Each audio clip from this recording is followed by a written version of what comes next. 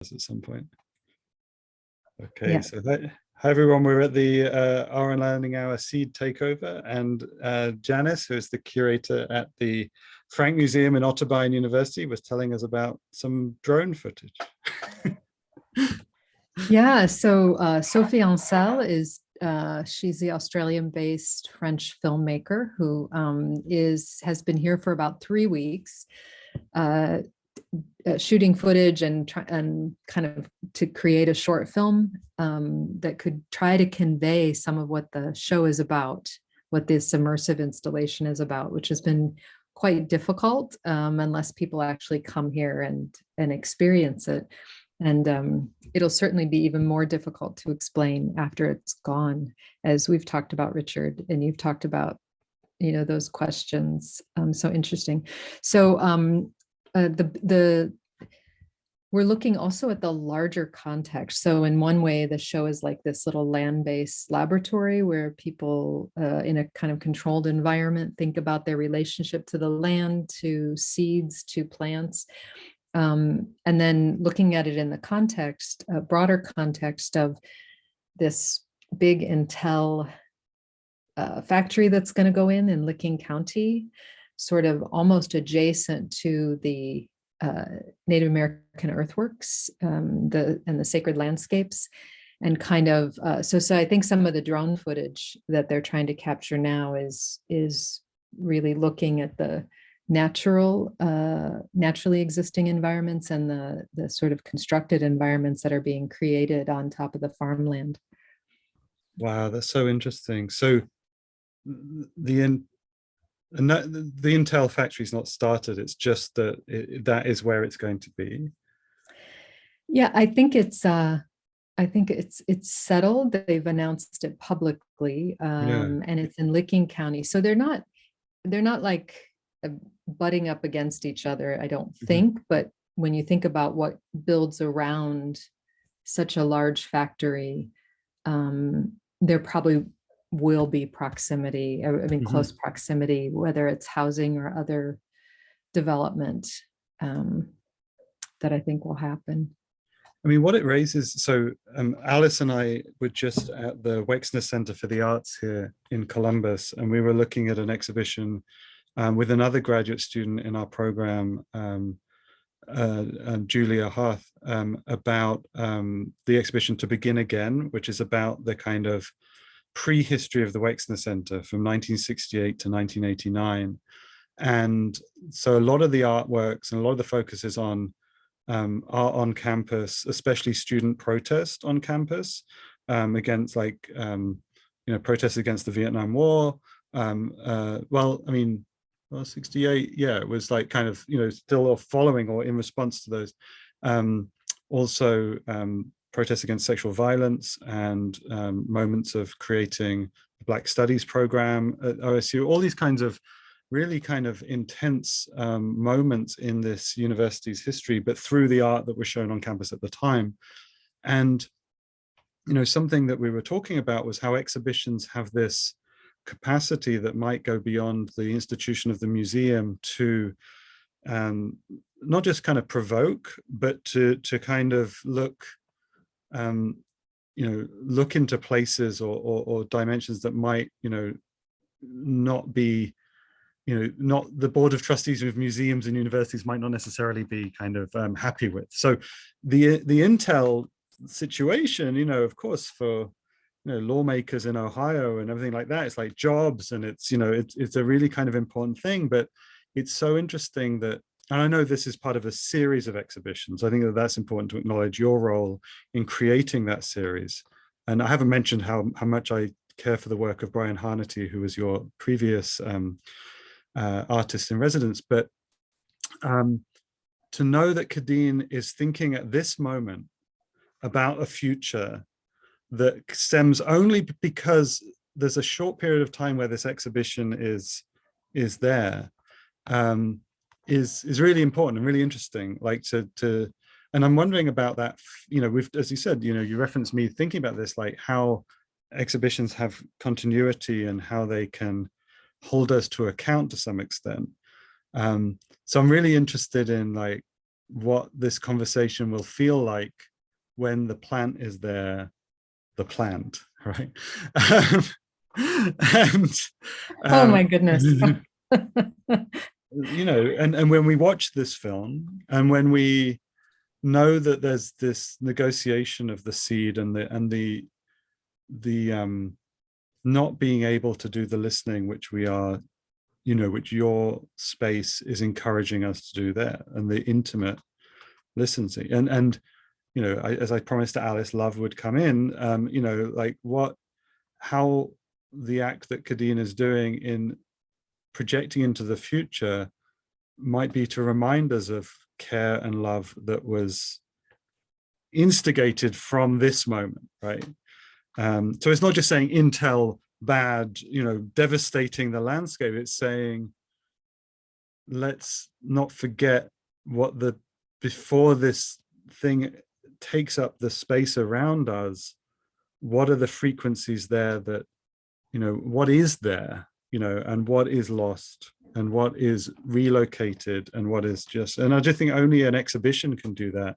The, you know, the Frank as an institution and Otterbein as a university might not be able to keep up the attention in the same way as one artist in an exhibition in this way. But maybe, you know, maybe what you're doing there, the ambition is to do that. And but I don't know. Anyway, that's Yeah, me.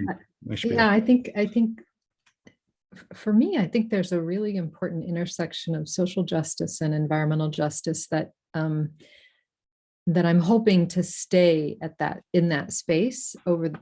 So it started maybe a year ago and sort of moving into this and actually a little before this, but and then moving into this coming in the year ahead as well. And I wonder, when we talk about love and we talk about the way in which the planet cares for us, I feel like we only get a lot of news that interprets what the earth is doing or what the environment is doing in this kind of critique, like, oh, it's, you know, it's making me need to put coats on, or it's making me need to carry an umbrella, or, you know, it's all this kind of very human centric sort of way of thinking about things. But how fabulous that the rains come, and how fabulous. So there's this idea that Kimmer talks about, which is that what if the earth loves us? You know, what if the plants love us? What if we're being cared for all the time? And I love that, and it makes me ask the question about the Intel factory, and how could that be built in within the context of a conversation about offering and caring and love of the whole. I mean, that's a radical conversation to request, but I think I kind of have this feeling that maybe companies are getting more ready for that now, because the companies are made up of people, and I think people are more and more ready to and want to and long to have that conversation about how to be together differently. So you know, it's going to happen, and I'm really happy for all of the people who will have livelihoods from this, and I really would love to have a seat at the table. I would love to have a seat at the table. I'd love for the seeds to have a seat at the table, and the trees and other ways of thinking to be in conversation. And I would love for Intel, actually, I'm happy to invite the conversation, but I would love for them to do it. Yeah, I think it could be, you know, and there are folks that facilitate these really, really difficult conversations around the globe who I think would help us to navigate this. I'm just jumping in here because I can't do technology, so I had to go get help. But I think unless we do what you've just been saying, and I just came in now, then the whole installation is, as I said in one of my email or one of my journals recently, ghost dancing. we're ghost dancing a previous world that used to be and we'd like it to be, but unless we make that kind of connection between what the seeds are asking in the gallery to what happens with the Intel explosion, whatever you want to call it, we can either let that happen willy-nilly and every developer does whatever they want to do with whatever land laws there are, which all are in their favor, or we put together a group of people who care about it and we don't go protesting with signs outside their building. We actually work with a group of people. We don't just go to Intel and say, what would you do? No, we create a vision of what could be different.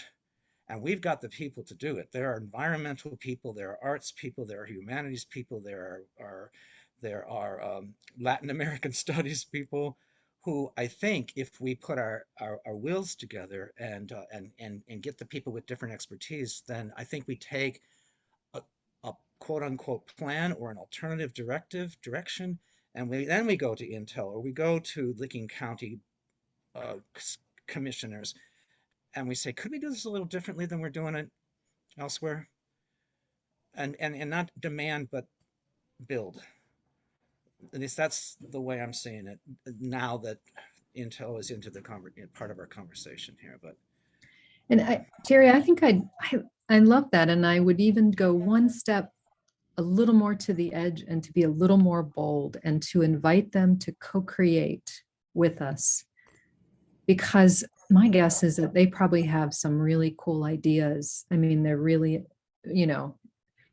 people who build technology, a lot of them that build and design are pretty creative. And so I wonder if we could come together and co-create a new vision.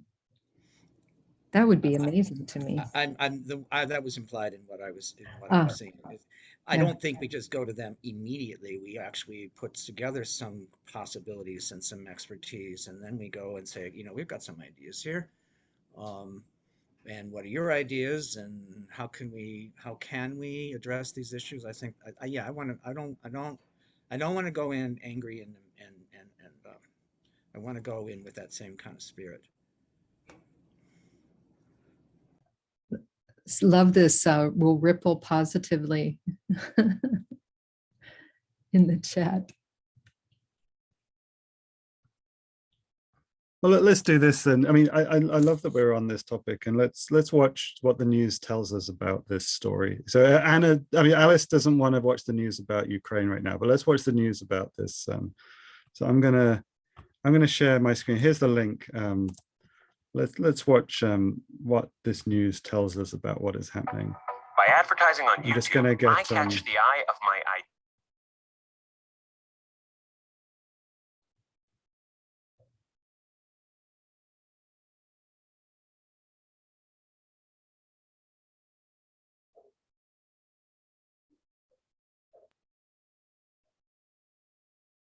Excitement is growing following a huge economic announcement on Friday. Tech giant Intel is planning on building a $20 billion semiconductor computer chip factory right here in Central Ohio. NBC4's Eric Halpern talked with Ohio's Lieutenant Governor about the plans. And Eric, he says Ohio is already feeling some of the effects of the big announcement. Audrey, it's only been about 2 days since Intel leaders and state leaders shared the news. Lieutenant Governor John Husted says the phone has already been ringing with others now considering coming to Ohio. It's really an opportunity of a lifetime for our state. Ohio Lieutenant Governor John Husted says based on conversations he's had since Friday, people are excited about the possibilities Intel's development will bring. If you put it in context of capital investment, the last 1,000 deals that Jobs Ohio has done is equivalent to this one deal. The deal was announced late last week. The semiconductor plant planned for New Albany is the biggest private investment in Ohio history. According to Intel, the $20 billion computer chip manufacturing campus will create 3,000 jobs with an average salary of $135,000 a year, 7,000 construction jobs, plus the potential for 10,000 supporter supply chain jobs. This deal is so big that it will ripple positively through every community in our state. There's been a shortage of the chips. The site will be able to make millions a day. Lieutenant Governor Husted says Ohio does not have many people working in the semiconductor industry right now, but hopes education and training develop as the site is being built. I hope that moms and dads are looking at their children right now and having discussions over this weekend saying, hey, if you thought about what you're going to do next, let's look at some of these opportunities. Construction is expected to start by the end of the year and be finished by 2025. We have to be smart about it. There's no doubt that we want to maintain the integrity of what we love about Ohio, but also create opportunity. As for what's next, Lieutenant Governor Houston says we will hear from the state soon on educational and workforce opportunities related to this project. Audrey? Very. Just so we don't stay within our own echo chamber. So when they mean ripple positively, hey, Michelle, we're talking about the Intel plant because Kadeen was doing some filming of drone footage that was going to take in the site of the plant. And notice there was drone footage there in that news item too.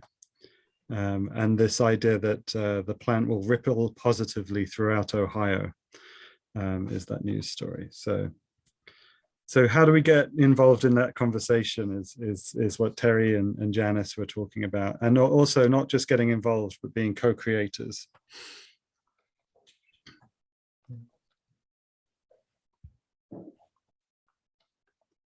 I want to quote what he said: "We will maintain the integrity of what we love about Ohio." Well, we can hold them to their word on that one. What is that, I wonder? What do people love about Ohio? Like if we're talking about love today. Oh, this is good. Hey, there you go. We got love into the picture. What do we love about Ohio? Or maybe put it more generally, kind of, what do we love about where we are? Like right now, just so Peter can be involved being in Toronto. Nice.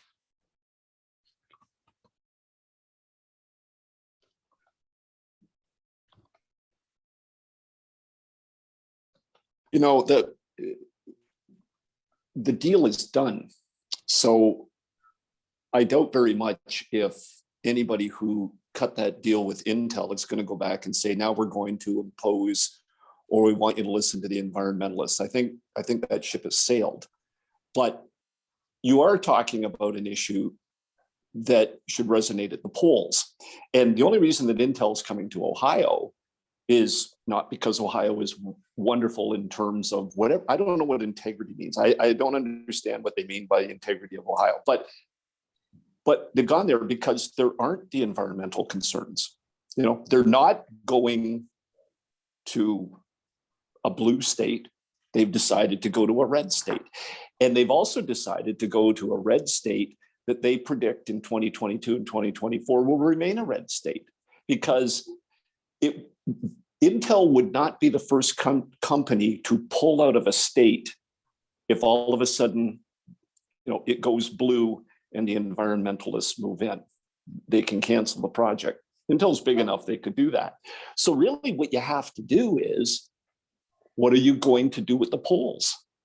It's not a matter of, don't worry about Intel, it's done. What are you people going to do? What are Americans living in Ohio who are concerned about the environment and concerned about the living earth? What are they going to do about it? Are they going to become pressure groups and interest groups that try to sway voters? Maybe. Ohio was blue for a while, then it was purple, now it's red. You probably could swing it. But I think the Intel deal is dead, in terms of like trying to make changes. I don't see that happening. And I got to jump in here. You're probably right, Peter, but because I'm an incredible optimist, I always think we can. And Janice, you've heard this from John Paul DeVersa, this email that he sent us, and it goes back to the it sounds like love exhibition. Do you mind if I read it? John Paul DeVersa is the major energy expert in Central Ohio and probably beyond. He worked for MORPC, and now he's working on his own. He's working with the Ohio Environmental Council. And in this email, he kind of tries to reflect on exactly what you were saying, Peter. I'll just read it and see if it applies. So he says, apologies for not congratulating Janice and Kadeen on this wonderful show. I've been listening closely. This was written a week or so after he was there. I've been listening closely to see how the show would change me. And I think and I sent him an article about Intel. And the Intel article just connected a handful of loose ideas. The landscape analysis report that he's doing for the Ohio Environmental Council will be completed this week. In it, I made a recommendation for the region to undertake a visioning process in order to define how it wants to grow into the future. So collectively, what do we think Central Ohio looks like in 20, 30, or 50 years? Without a concept, our identity will be defined by the patchwork projects of developers. For me, it sounds like love was very much about raising our voices to the point of manifestation, as though it were a curtain to our future selves. The show itself being a visionary process of how the seeds wanted to grow. I think there is space for understanding around the need to elevate the unheard voices as Central Ohio looks to define its future.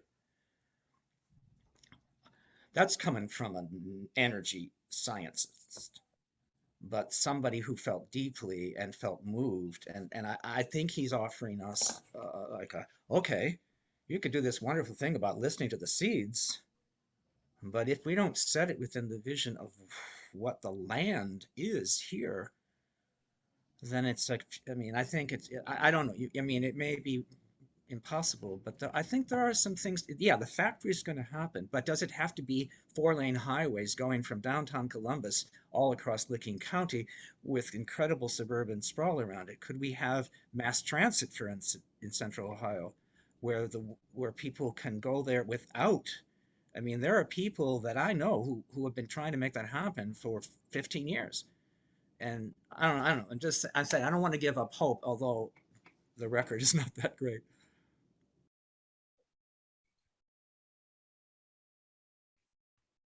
But also,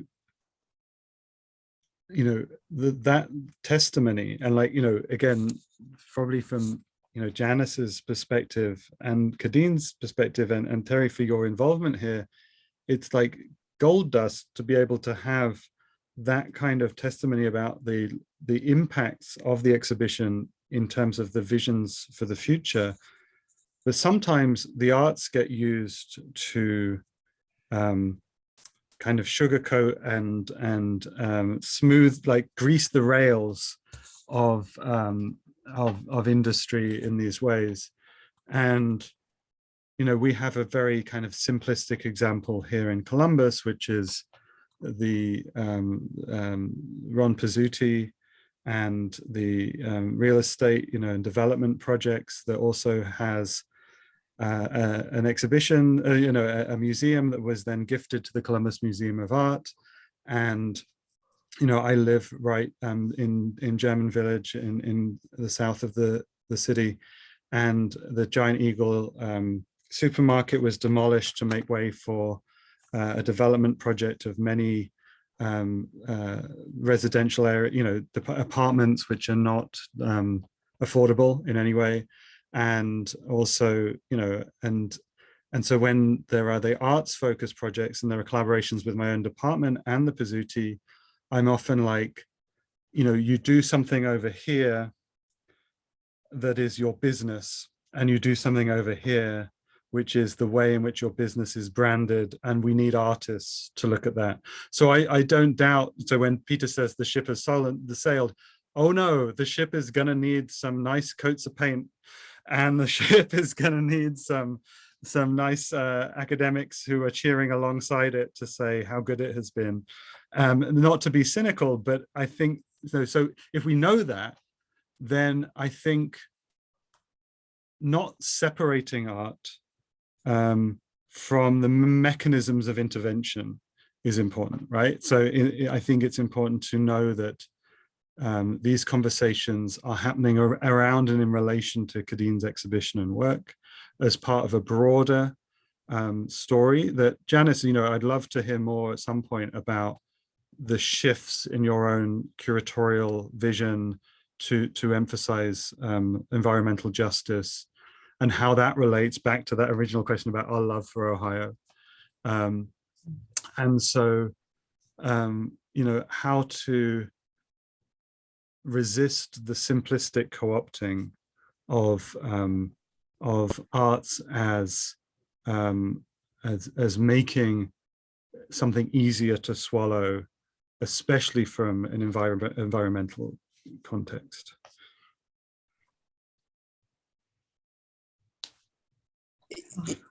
From an urban planning standpoint and from an environmentalist standpoint, it's been in recent years, I've noticed, particularly in the States, that the environmental movement has started to appeal to the greed of humans and said, environmentalism is not a job killer. Environmentalism and environmental projects are actually job creators. One of the, I thought that during Obama's years, his comments, even though they didn't proceed as well as they should have, his comments that moving into alternate fuel sources is not an energy killer or a job killer, it's actually a job promoter. And, because we're talking, because of the concept of love today and the, what we're talking about in terms of the earth giving back, if anyone can look at, the greedy human and say, there is something that the earth offers, and that is sustainability. And that earth offers some sort of hope. And what is a job? It's sustained and it provides hope to a family. The reason that I say that is not because I know anything about Ohio politics, because I really don't, or I didn't know anything about the Intel thing, but I can tell you that in Ontario, there was a movement, and you may say it's not exactly the same. I see some parallels. There was a movement north of Toronto. There is a protected area called, it's a moraine. It's a vast moraine. And in addition to that moraine, there is some very fragile land. Okay, some very fragile, loamy land in which lettuce is grown, celery is grown. It's a very dark, loamy type soil. People say, so what? Well, there actually aren't that many areas in North America that grow that type of quality product. And a conservative government came into power and said, we're going to build a freeway. And it's going to connect Ottawa with Toronto. And it's going to be better than the 401. If anybody's been to Ontario, they know that the 401, it's a major thoroughfare, east-west thoroughfare. They said, we're going to build a parallel, and it's going to create all these jobs. And a couple of environmental groups came forth and said, yes, that's good. That's temporary. And that's great that you're providing 7,000 jobs or 8,000 jobs, that are going to work on this project over the course of 10 years. But this is what we plan to do with the land. We plan to create a distribution facility that creates, that produce can be distributed much better than it has been. And they were able to kill the project. And it, can that happen in Ohio? I suppose. But you got to, we really have to start appealing to the greed of people who don't buy into the, sustainability and environmentalism. And I say, go after their greed. Just appeal to their greed. Anyway.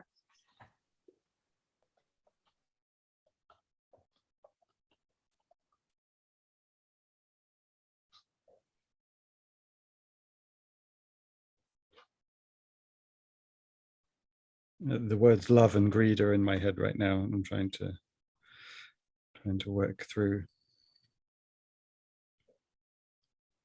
I mean, given that Kadine's not here, I don't want to ventriloquize her in any way, but she kind of gave us our charge for today with quotations and references to think about love.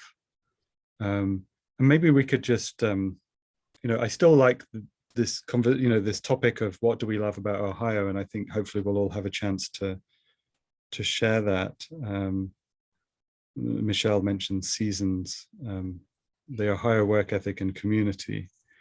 But I was wondering about if we center love, again, maybe getting so close to greed maybe makes me want to kind of run away from that to, maybe it's even like kind of, because addressing what people love can be greedy. Like it can be, I want to have the thing that I care about. I want to have I want to be close to that thing. It can be covetous, can be all these kinds of things.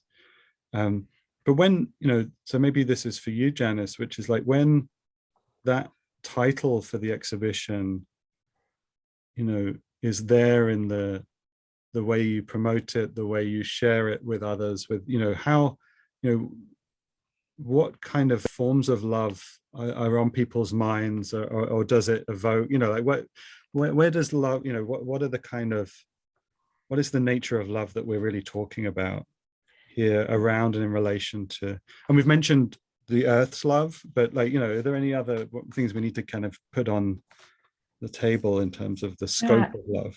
I wish Tammy Burke was here. She's a WGSS English professor, and she's teaching a course on love and intimacy. And she's really looking at it from all kinds of different perspectives. And I think we can be a little anemic about our idea about the scope of love, and we don't have to be. I think intimacy and vulnerability are they forms of love, or are they vanguards of love, or are they containers for love? But there's something about, I think in the context of the show, there's something about deep listening and caring enough and slowing down enough to hear what something else is speaking. And for me, that's definitely a kind of, I actually feel that the expression of that human expression, that the fundamental expressions of the world, of the phenomenal world, are love. They are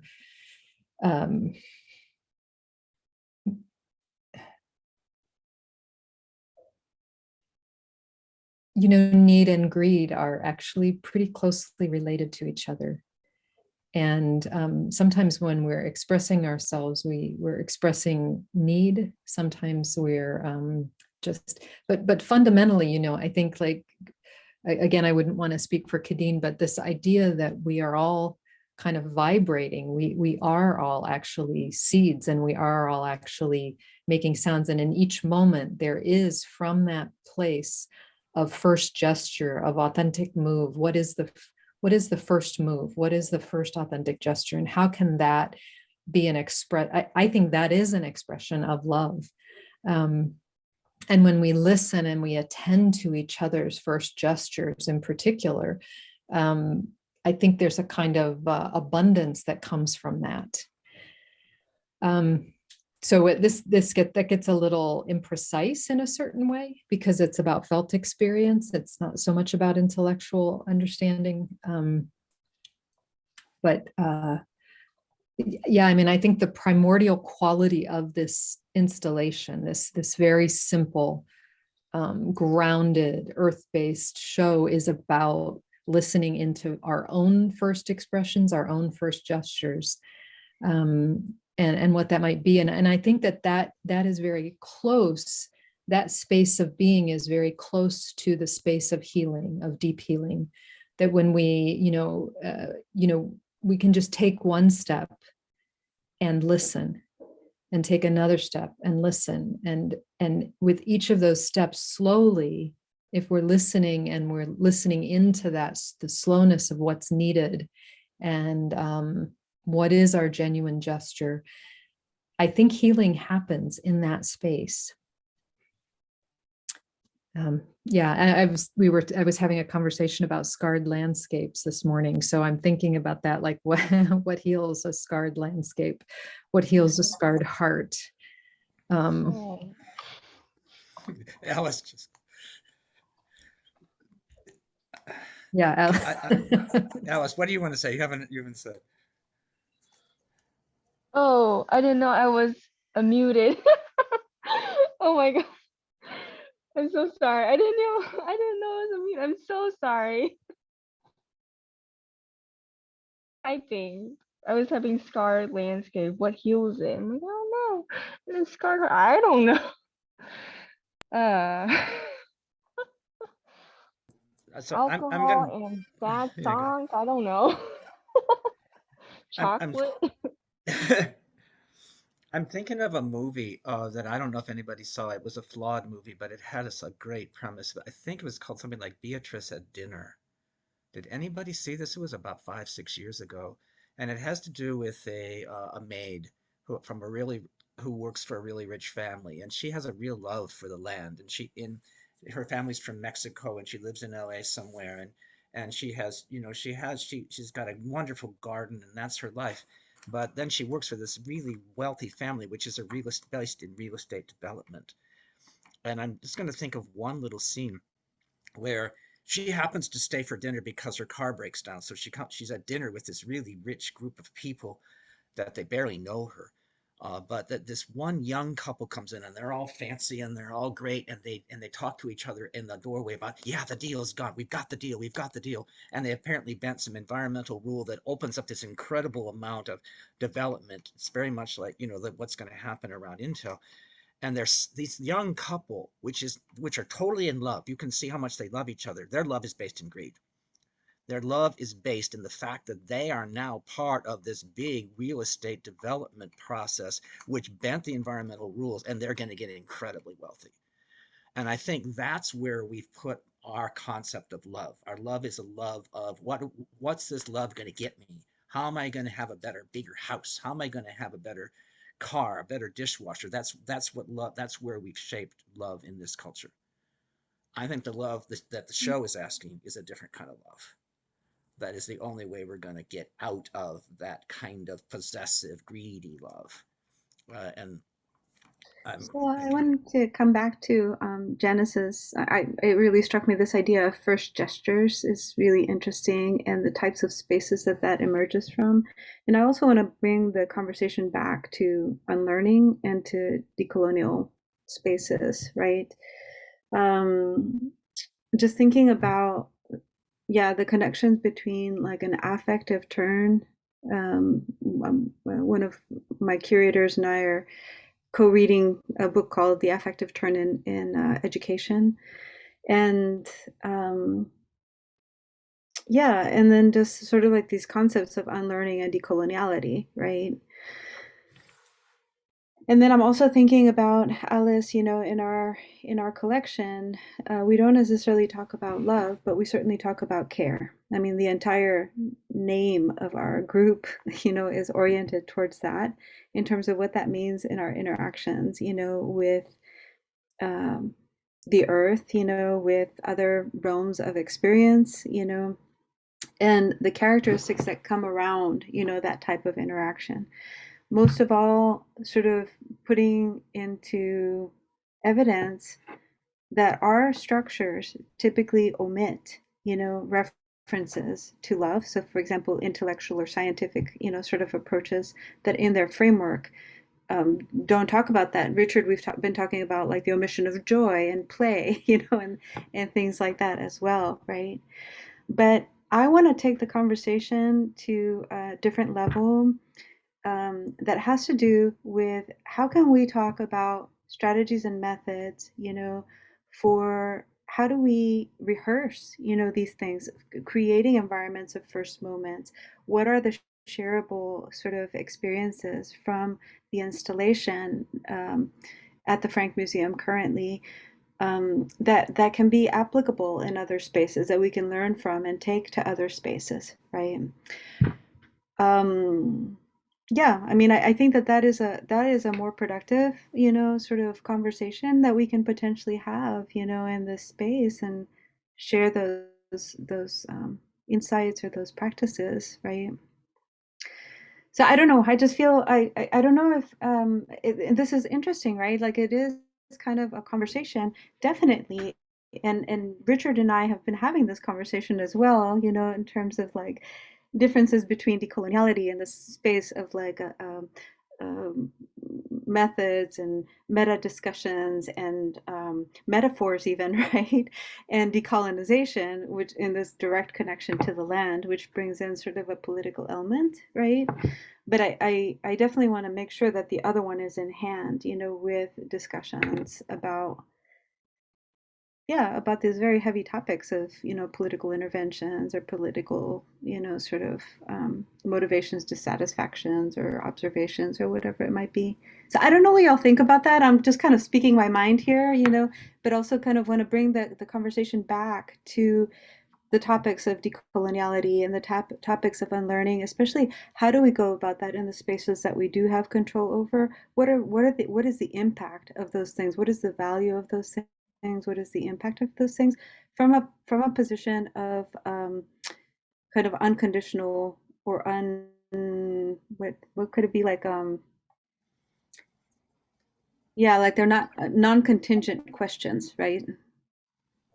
I'm just floating these two things, two ideas in response to that, Michelle. One is I remember when subaltern studies started to be created in South Asia, and I was, people were really excited about this because there was a kind of agency that was being taken by the colonized. And then, really pretty quickly, it became clear that the conversation still somehow ended up being about the dominant culture, like that, because of just, still being in that paradigm. And so now it seems like dominant culture is actually trying to decolonize itself, or some of it. So we're trying to decolonize ourself and our structures. And I'm sort of, I feel like I'm looking out over the horizon and excited for a moment when we might actually be able to not have to reference so much within that paradigm. And that leads me to think about the shapes that we form, shapes and colors, and particularly shapes. And so like the shape of a circle, when we gather in a circle, that's not so much about making decisions or taking action. That's really about kind of pacifying and sharing and clarifying and listening. And, so when we gather in circles, there's that shape that we take. It still has inner and outer, but there is something about that it does a certain kind of work. And then, a triangle does other kinds of work, when we gather in a triangle. And so I'm thinking about how could just simple shapes, the way we arrange our bodies and our physical spaces, produce some of these different possibilities, or different conversations could be had or could be facilitated. And that's really a simple thing, to be conscious of that. There's so much of a movement towards circle right now, and it's so important because it undoes the kind of top-down hierarchy in really important ways. And it also has its own shape. So it will do what it can do, and it does what it does, but it won't do other things potentially. Great for consensus building, or just consensus in general. But it's difficult to take action from that. Like something else some other shapes need to be formed or presented, and to be conscious about that, and rather than just defaulting to other action shapes. Maybe I'm not sure, but I'm curious about circle. Feels clear. How triangle works, maybe that's about responsibility and role and being beholden to the circle in some way. I'm then trying to think of a three-dimensional diagram of a circle and squares, and I don't know, maybe we end up with a yantra or something.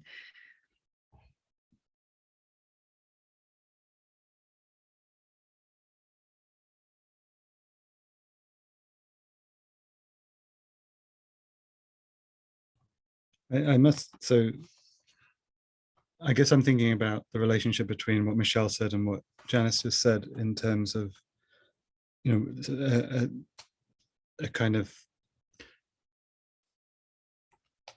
maybe even the classroom or something like that, there's Alice can be testifying to this particular, it's just, I'm not like ashamed of it, but I also think that it's something I need to think with. So when at the end of our class together last semester about global Indigenous art education for settlers, part of the class was for the students to engage with Indigenous collaborators as part of our work on a curriculum that we were building together.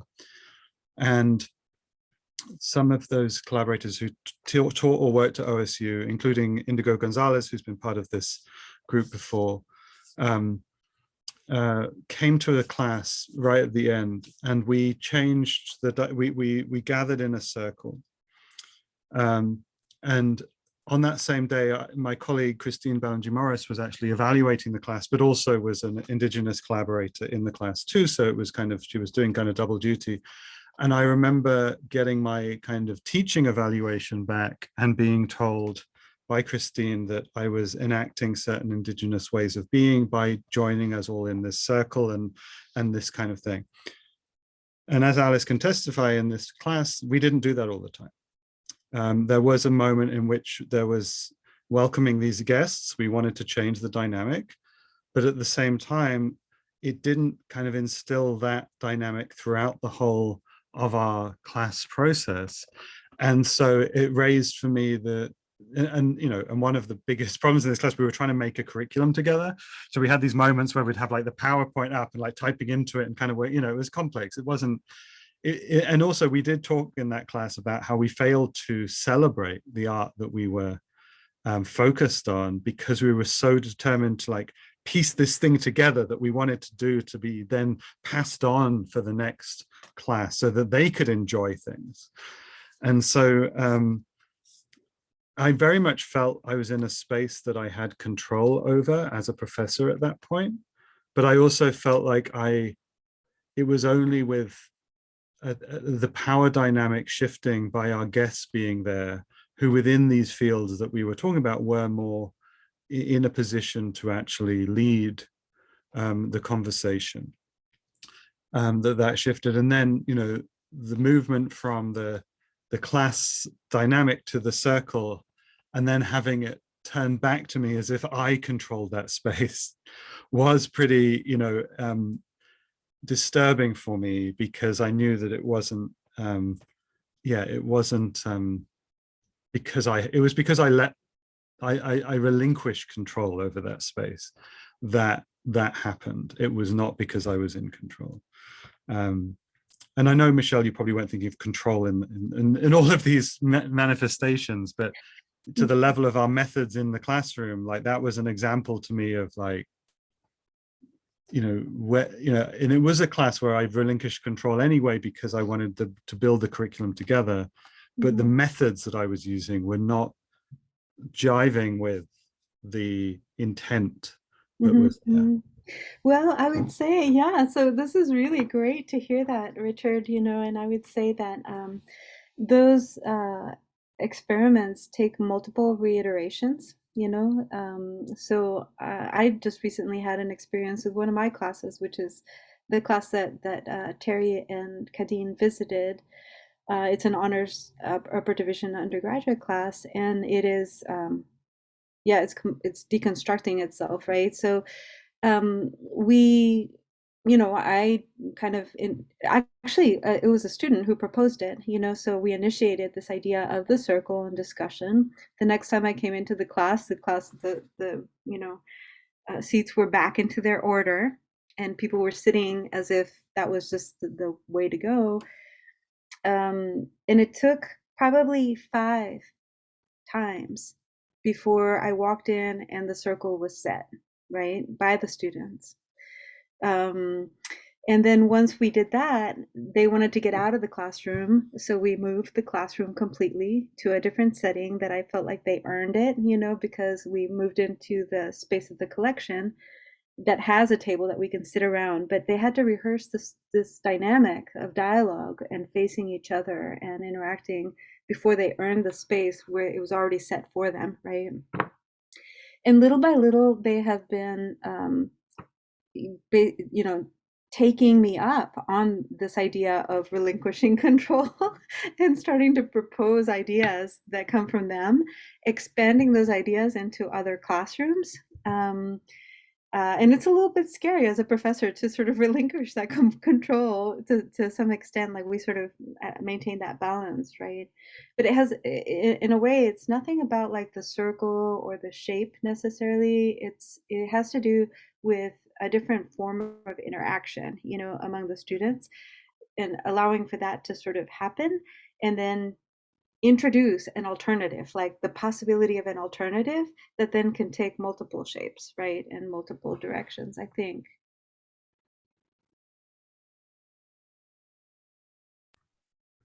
So I hate to be this person, but I am always this person, the controller of space or not, of time and space. Or it has arrived at this moment where we're at the end of our hour. And, you know, I always think about this moment when if we didn't stop now, we could continue. But then there'd be others that would be like, I can't be part of it because I have something to do, or like I have something else to do. So if we don't stop now, then something will stop now.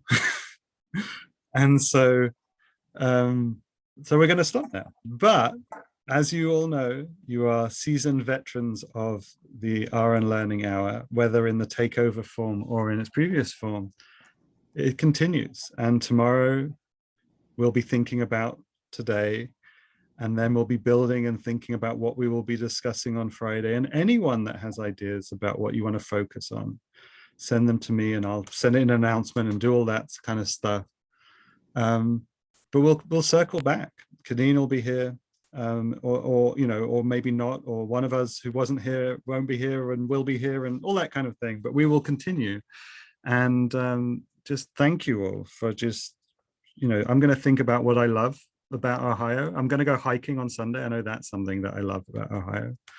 And you know, and I love this space, and so and this space is not just the individuals, but like just having time in our days to do this is just so generative. And so thank you. And I'm going to stop recording now, and obviously if those of you want to continue on with a conversation, you can, but for those of us watching at home, we'll see you next week.